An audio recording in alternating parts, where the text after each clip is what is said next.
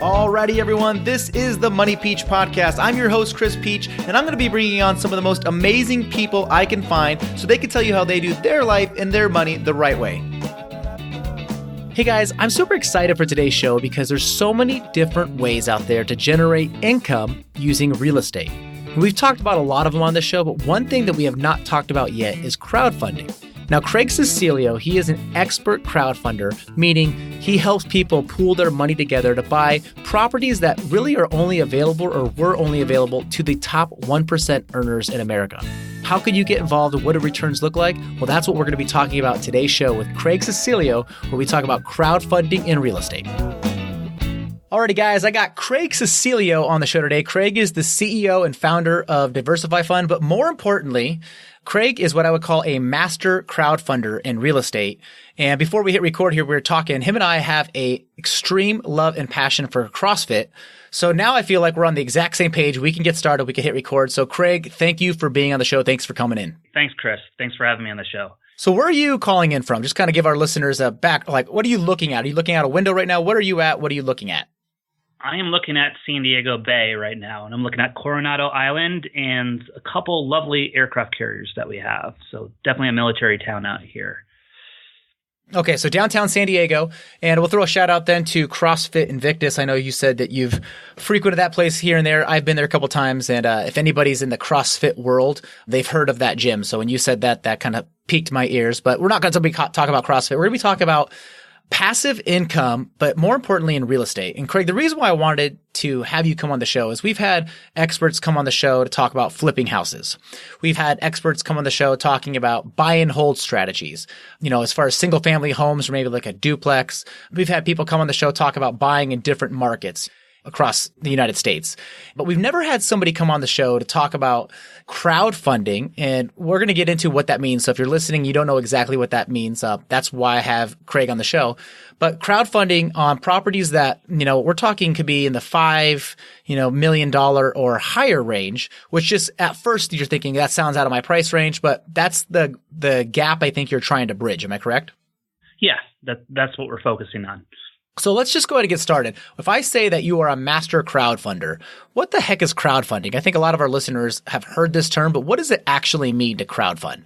Crowdfunding has been around for a while, but the term crowdfunding came out with the Jobs Act. It's applying technology to an age-old industry, which I called syndication. And in our world, real estate syndication. And I've been doing real estate syndication since 1997.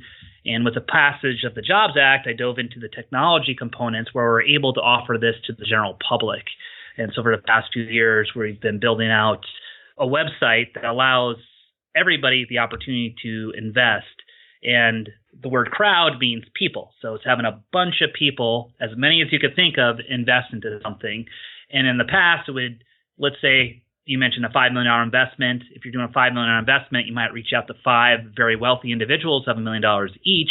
Now through technology, we exist in the digital world. So instead of reaching out, we could do that through the internet, reach out to maybe the same number would be 5,000 people at $1,000 to do the same type of transaction. I mean, obviously the internet's been around for a while. Why is it that crowdfunding meeting the internet, meeting technology in the last maybe few years, why is this now becoming a thing? I guess my question is, why now? Why hasn't this been going on in the past? The Jobs Act got passed, was it 2009, 2011, and then the components of it, which we were applying, the first component got applied in September 2013, which opened it up to the general solicitation to the general public. But you still had a net worth requirement. And then it took 2 years more to open that up to the general public, irregardless of your net worth. And that got activated in May 2015. And there's still quite a process because once the law goes into effect as an organization, it takes about a year to qualify yourself to offer that to the general public. So the barrier to entry just to start a company like this up is pretty big to do. For the reason why they didn't do it sooner, I don't know. Congress takes a while to pass things or different administrations. That's kind of a political thing, which I don't really know too much about. The positives that it finally did happen is changing a lot of things. We do things that we did differently in the past. Gotcha. So one of the ways that I've tried to get my head around crowdfunding when I first started hearing about this, and you brought up a really good point, talking about how the barrier to entry has definitely lowered, because I remember probably like right around 2015 when I started looking into, other ways to invest for long term. I was looking at, mutual funds, ETFs, retirement, that kind of stuff through a 401k. But then I was thinking, how can I diversify more? And one of the things I remember looking at was, I don't think it was called crowdfunding then, maybe it was, but it was a way that you could buy a 300 unit apartment complex and not have, $2 million to start with. And I remember I looked at it and I had to be what was called an accredited investor, meaning I had to have a certain net worth, which I looked at and said, okay, I don't have this net worth and I don't think a lot of people do. Is that what you were talking about earlier as far as before they lowered that barrier to entry? Yeah, you'd have to be an accredited investor, which means that you'd have to make at least $200,000 a year or own assets greater than $1 million, excluding your personal residence. So I think it's we have 340 million Americans. I think that's 10 million people qualify as that. So you could see how it excludes everybody else. When it opened up, crowdfunding was maybe for the top 3% people in America, correct? Let's just go with the 1%, top 1% of America. So top 1%, yeah. So really, it sounds like this is great. This is going to open up opportunity for other people to get involved, but really we're only opening opportunity up for the top 1% of people. And now the barrier entry is lowered. So kind of take me through, we'll just start like this. I'm on your website right now. I see this beautiful property in San Diego. Okay. How would that work if we were going to get crowdfunding involved, getting people on the show listening? They're investing in their 401k. They're maxed out in their Roth IRA or the 401k. They're looking for other ways to diversify, and they're maybe looking for something that, they can actually touch. It's real in terms of it's physically there. How does it work? And this is for me too. I want to know exactly, how does this work? Very simple. It's very easy to do. It's a matter of minutes. You could purchase shares in real estate through our website. So all you have to do is log on the website. You click over the offering you like, the investment vehicle you like. Now, show you all the information that pertains to that investment vehicle. And then if you want to invest into it, you click a button and the whole process is automated. And after that, it's done. So you're sending your funds through your bank to our escrow account, and automatically you start earning interest in a matter of minutes. So very, very simple process to get going. So I guess I asked the wrong question. What I'm wondering is, how does this work from the very start? So I'm looking at this property right now. It's a multifamily income commercial grade investment. So I'm looking at this, looks like a small apartment building, maybe 1, 2, 3, 4, 6-story apartment building. How does that work as far as going from the very, very beginning on your end all the way to the person like myself or the listener getting involved? I guess what's the way I look at it is, if I'm going to invest money, I want to understand it. I want to make sure that I 100% fully understand how this process works, just to kind of get my mind around it. There's not enough knowledge on this. There's not enough experts explaining how this exactly works. It sounds like, I can invest my money and get, a good return, but I want to go a little bit further. I want to know how it's all working. What are the steps involved? What we do is we acquire properties. In some cases, we acquire properties to build and fill with tenants. In other cases, we buy properties that may have tenants already, and then we are just improving those properties, creating greater cash flow on those properties. So to do that requires us to come up with a certain amount of money. So let's say in this case, let's start with the $5 million again. So to do that, and we want to purchase X amount of properties here, we do a little bit of a raise of $5 million. We put that on our website, and it splinters that off into components. People could put as low as $5,000 in. You could put as much as you want into the transaction, and it goes live. The offering, when it goes live on our website, certain times it goes live and certain times it's not open. It's open to anybody can participate in that. And on there, it gives details of what they can expect. There's different types of opportunities. In some cases, we are growth, are longer term opportunities, or some are short term opportunities, just depending on what's available at any point in time. And with that, 80% of it's commercial based real estate that produces income. So at the end of the day, is you're kind of sharing in those profits or sharing in the income that those properties generate. So it's divided amongst the people based on your share of the overall amount of investment that was raised. So overall, again, the example, $5 million, if you put in, let's just say $5,000, which I think is like 1/1,000th, so you own 1/1,000th of that asset. Okay, that makes sense. And then whatever the return is, you get 1/1000th of that return. How is that paid out? In some cases, we have quarterly payments. In some cases, we have growth funds, which are paid out at the end of that fund itself. So that'd be a longer-term hold. So in some cases where people want to build wealth over the long term, it's a 5-year time period where if they stick some money in, they receive a lump sum at the end of 5 years. And in some cases, it's a quarterly payout, just depending. The quarterly payouts tend to be a little bit lower than the ones that are long-term growth. Which makes sense. I mean, if you're going to be paying out quarterly, the return would definitely be a little bit lower since you're getting paid out more frequently than it would be if it was every year or whenever the maturity was on that. So I guess my next question would be is what kind of returns, I mean, and for the listeners out there listening, don't ever let somebody guarantee you anything, right? There's no guarantees in life, especially when it comes to investing. But one of the things I would say is, what can they expect or anticipate? Not guaranteed, but what are some of the returns they can expect or anticipate? So we try to target better overall returns in the same investment vehicles, whether we compare ourselves to a publicly traded REIT where we're going to be a few percentage points higher than that. We try comparing ourselves to similar assets. And the reason that we're able to get higher returns is due to the fact that the technology eliminates the middleman. In our investment, we own the properties themselves, and there's no middleman charging any fees. And with the technology, we save costs, transactional costs, filing costs, paperwork, which is maybe a lot of attorney's fees there, operational costs, more salaries. So we take those costs that we save and we drill that down to the investor so you can get a couple more percentage points by leveraging the technology doing that. That makes sense. You're cutting out middleman, which you're taking whatever the cost for the middleman would be and you're returning them to your investors. Does that sound right? Yep. And then we're using technology so we could streamline the process so we don't have to have as much cost. There's a lot of costs involved with a lot of ancillary little task-oriented items that you would be surprised you have to hire a bunch of people to do and operate. Now we could leverage technology to do that. Saves more cost.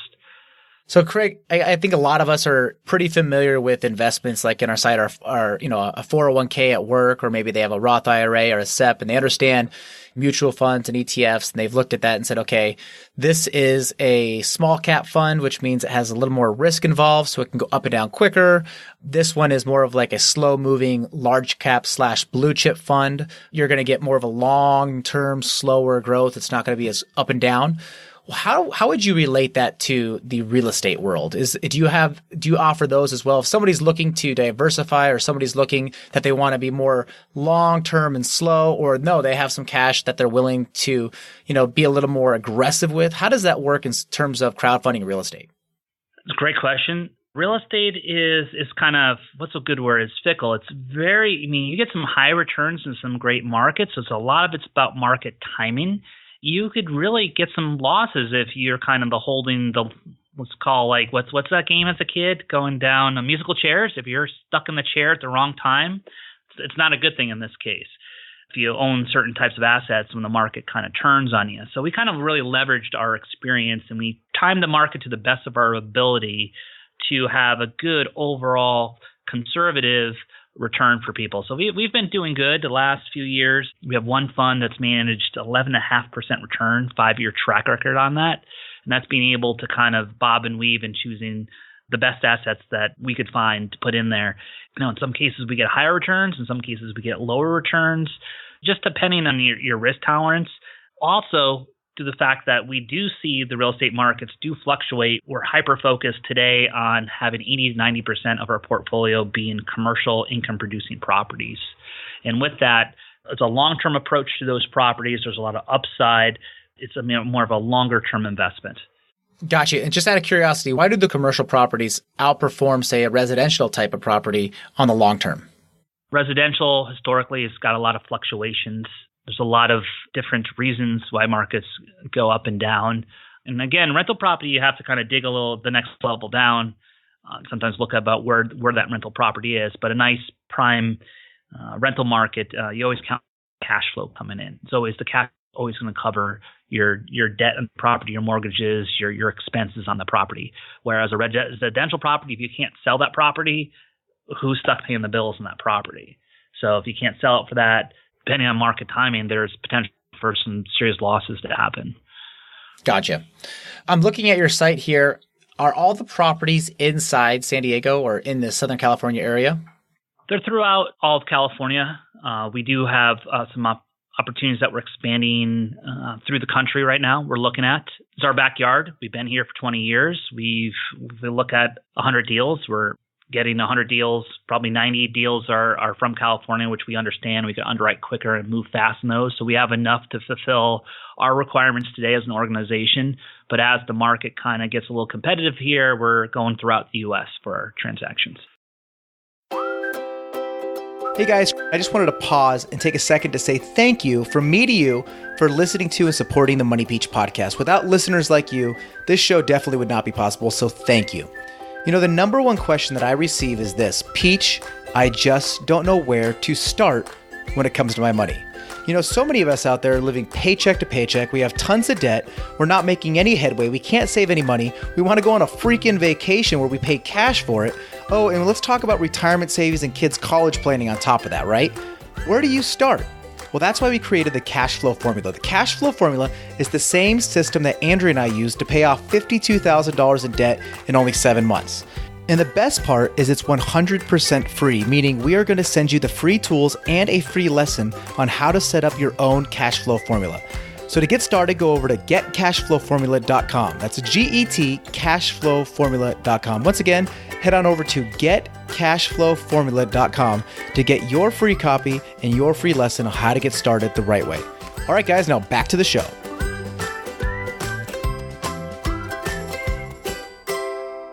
As you're talking, I'm having all these things go through my head, so I apologize if I'm kind of just shooting all these questions off.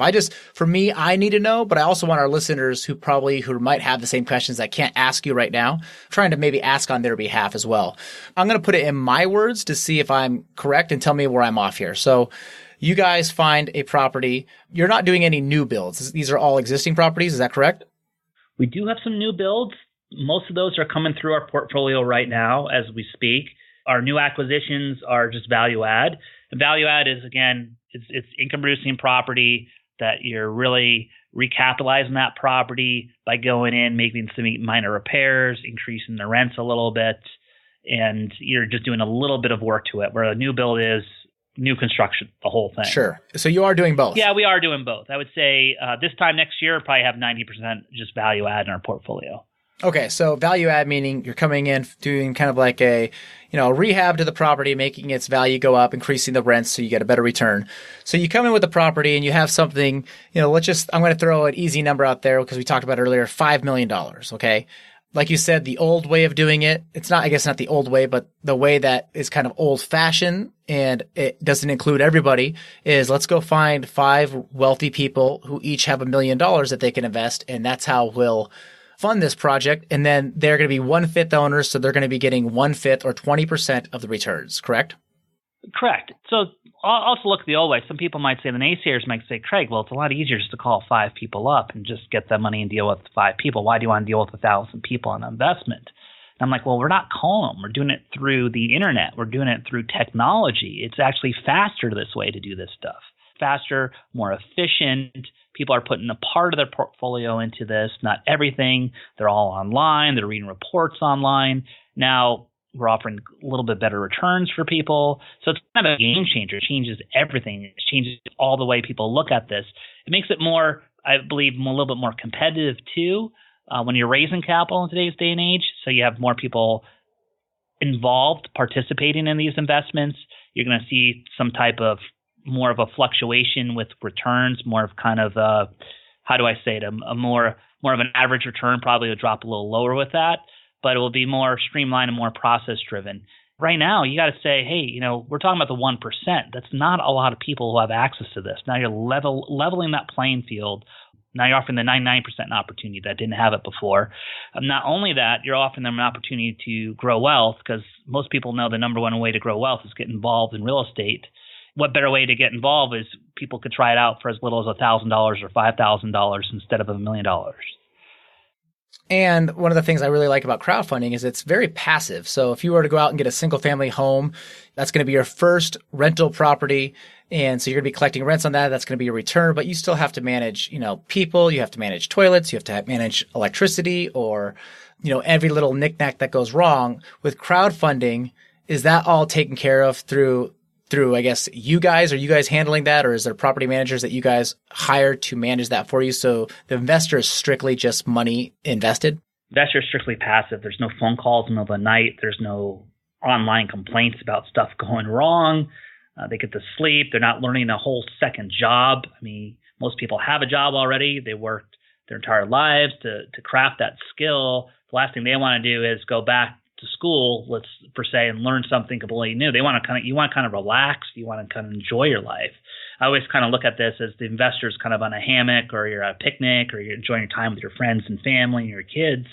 So you want your money to really work passively to do that and understand how that works. You don't want to start a whole new career.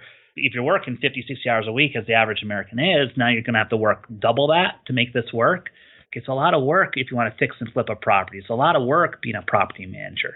Yeah, granted, it works. I'm not going to take that away from anybody. You can build wealth that way, but still, it's a lot of work to get into. And there's a lot of learning. And with learning, we use that word, quote, learning, but learning is kind of a disguise for people losing money in some cases. Hey, how'd that property go? Well, I learned a lot. Well, I experienced a lot. Well, how much did you lose? So do you really want to do that where you worked 20 years and now you're like, okay, now you just lost the money you kind of worked so hard doing because you had to learn another job and learn as you go?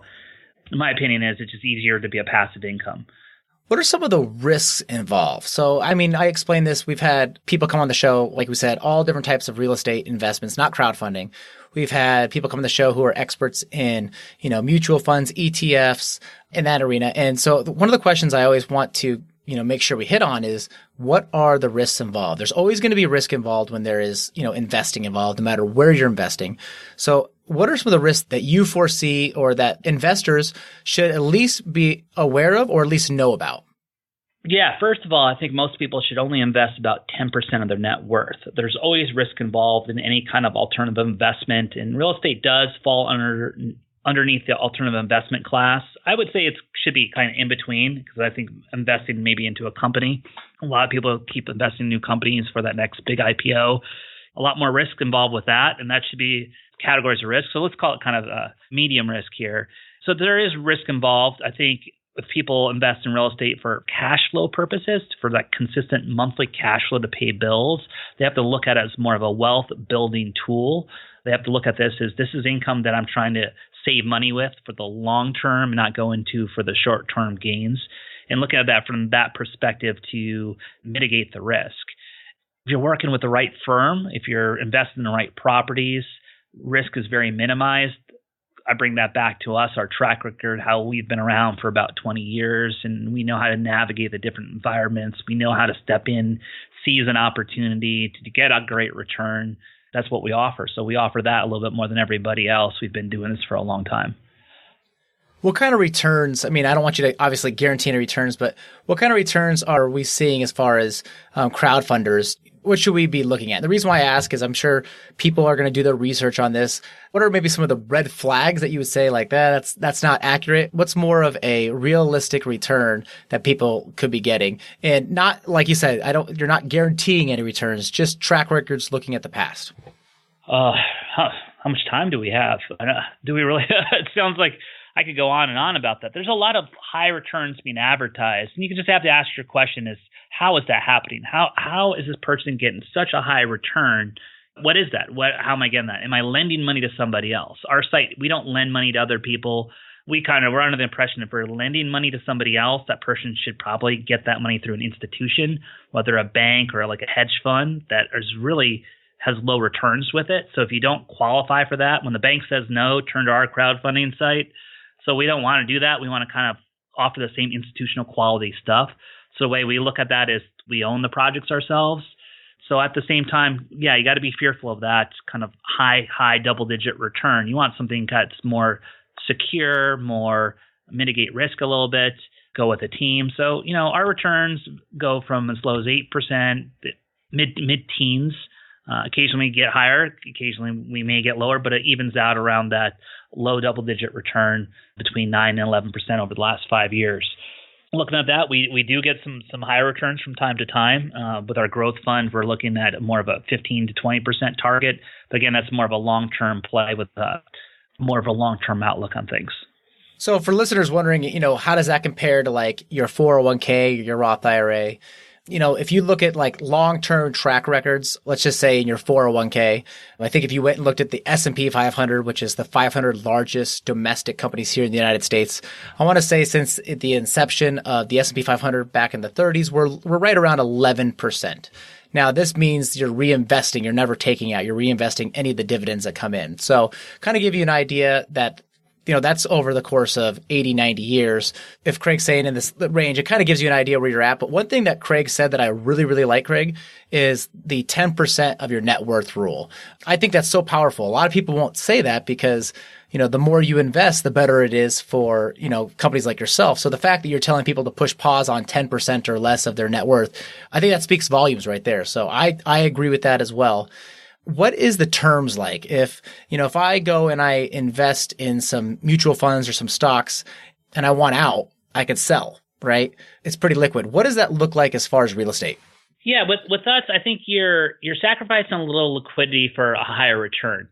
And that's where we talked a little bit offline about how if we get more participation in this and it comes down to more people are participating, the more we are focusing on our technology, the larger, more dollar amounts we're raising, the liquidity will present itself to be a little bit easier for people. Because traditionally, doing real estate is an illiquid investment. You should be in it for the long haul, especially like when the markets kind of start going down. Those are the best times to be in real estate when the markets start crashing. So if people are pulling money out right then, that's like, oh no, that's when you want to start buying stuff. So looking at that, it's not as liquid as those, but it does give you a higher return. And as we gain greater participation, we might be able to improve our liquidity. So to drill that down, that time period, that whole period, to be a little bit less. That's cool. All right. So that kind of gives me an idea then. So if you don't have a pen and paper, listeners, don't worry. We're going to put everything in our show notes. So we'll have a link at the end here for you guys to go. But where can we find out more about you if we're interested in crowdfunding or really just interested in learning about it? Maybe we're not ready to go invest, $1,000 to $5,000, but now we're open to newer ideas. Where can we learn more about you and what you have to offer? We're very easy to find, www.diversyfund.com. You could also check me out on all our social media channels. Check me out personally at Craig Cecilia. I'm on Instagram, Twitter, Facebook, as well as our company. Everything's self-explanatory there. We have agents that you can call up to, and they'll answer any questions that you may have. Hopefully all the information is provided for you online. If not, just definitely let us know so we can provide more feedback for you. We're trying to live in a digital world and offer you as much information as we can online. So your feedback is very critical for us to improve our services for you as well. And so for listeners also, one of the things that I asked Craig before we hit record is, is there anything that I could, help him with as far as, exchanging his information with our audience? And he said, no, the only thing I want to do is I want people to be educated on this. And so I thought that was pretty cool that, I was offering him a spot on our show where he could really, talk to us about where we can get in contact. And he didn't want to go that route. He'd rather you just learn about it. Because like he said earlier, one of the things he thinks that needs to happen is this needs to become, I want to say saturated, but more people need to be getting involved because when they do, it's better for you. It creates better competition, but it's better for us as the investors.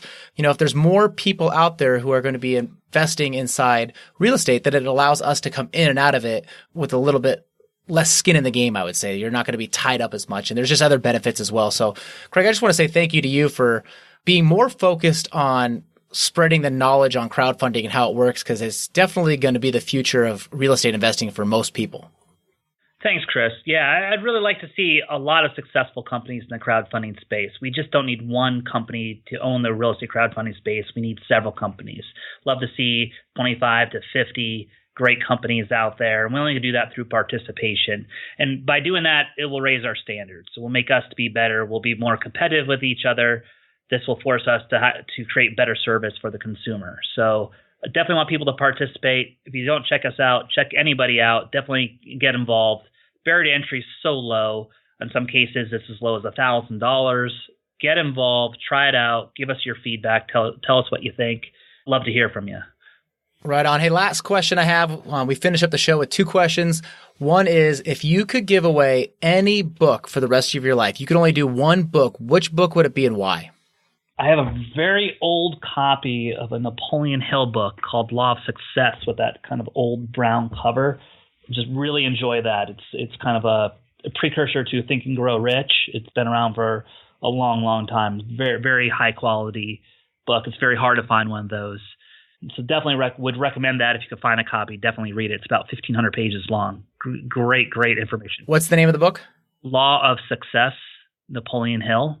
Okay, Law of Success. So we've had a lot of guests in the show mention Napoleon Hill's most famous book, but never have they mentioned the Law of Success. So we'll definitely have links to the show notes. Maybe you could find a copy digital-wise on Amazon. If not, you're going to be looking for that for a while. Okay, so the next question I have is on your phone. What is the home screen on the background of your phone? What's the background? It's my 2 daughters.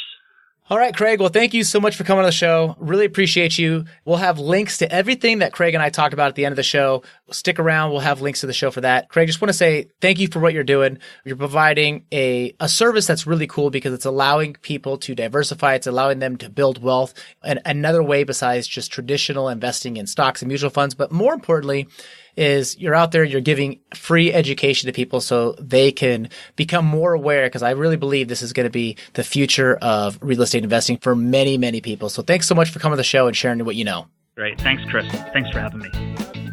And just like that, we wrap up another amazing episode of the Money Peach podcast. All the show notes, the links, anything that Craig and I talked about can be found over at moneypeach.com/session104. That's moneypeach.com/session104. Special thanks goes out to my producer, Steve Stewart, and my assistant, Kayla Sloan. Without them, this show would not be possible. Stay tuned next week for another amazing episode, same time, same place. Have a great week, and God bless.